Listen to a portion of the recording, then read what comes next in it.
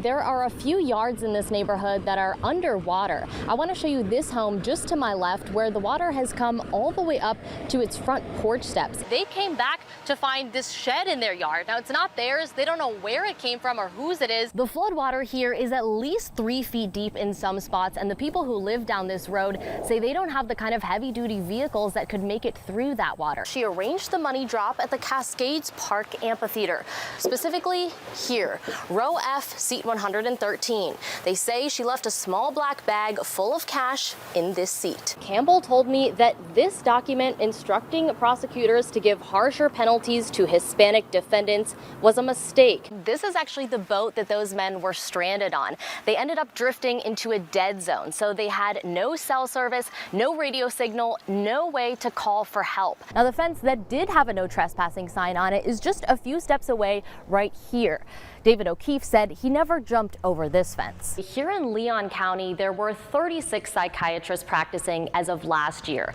In our rural counties, though, it is a much different story. The company is looking to bring 30,000 monkeys to Bainbridge. PETA points out that that is about double the human population here.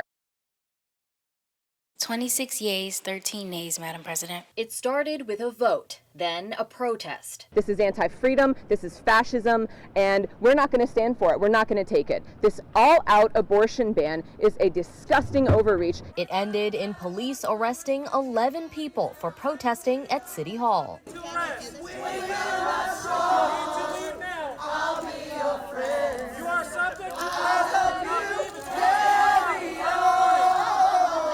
Police put protesters in handcuffs and told them they'd be charged with trespassing. Florida Democratic Party Chair Nikki Fried and State Senator Lauren Book both arrested.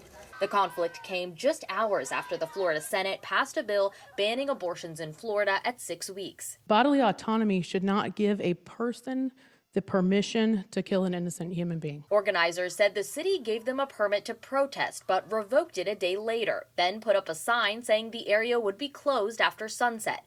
As they were led away, protesters taking one last chance to make their message heard. Safe, legal, and accessible abortion access for all.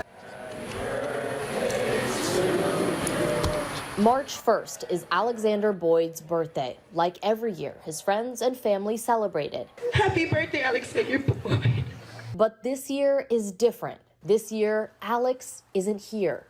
You will be deeply missed, and a day will not go by without thinking about you, Alex. On the day he would have turned 21, his loved ones are grieving his loss. Alex was a second-year FAMU student studying architecture. He lived in a campus building called the Night House. Your family loves you. Your friends love you. Night House loves you. I love you. Alex drowned this past weekend. It happened on a trip with his housemates at Miramar Beach. 4 days later, hundreds gathered for a candlelight vigil to celebrate him. This sucks. And it may not seem profound, but it's definitely how we all feel. Alex's loved ones remember him as a quiet guy with a warm smile and a big heart.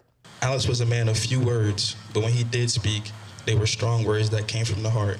Although he's gone, his friends still feel his presence. I know you're watching over me, and I hear you laughing when I laugh. March 1st, 2023, marking the first time Alex's friends celebrated his birthday without him. Happy birthday, Alex.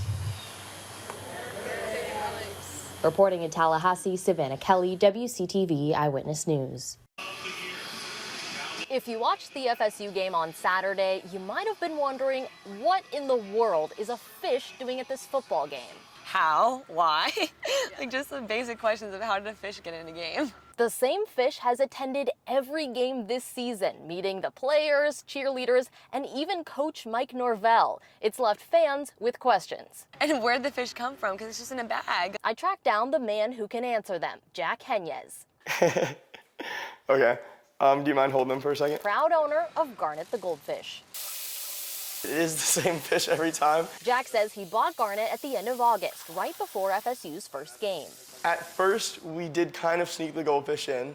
I wear overalls every game, Let's just say he was somewhere around the overalls. After the first few games, Jack figured Garnet might just be the Noles' good luck charm. I mean, nobody's going to argue with being 6-0. And security guards gave him the okay. They said, you can just walk in with him. I mean, who could say no to that face? Oh, he actually is a really cute little goldfish. Garnet has seen the world through his plastic bag. Luckily, TSA allows fish as carry-ons. He's been to Orlando, Boston, and Clemson to see FSU play.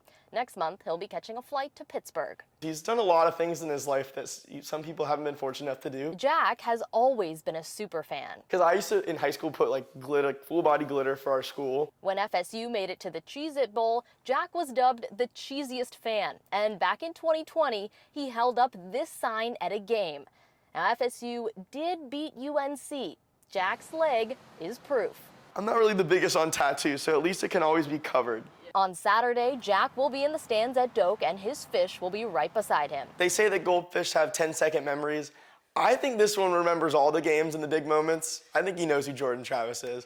So if you're at the game amidst all the garnet and gold, keep an eye out for Garnet the goldfish.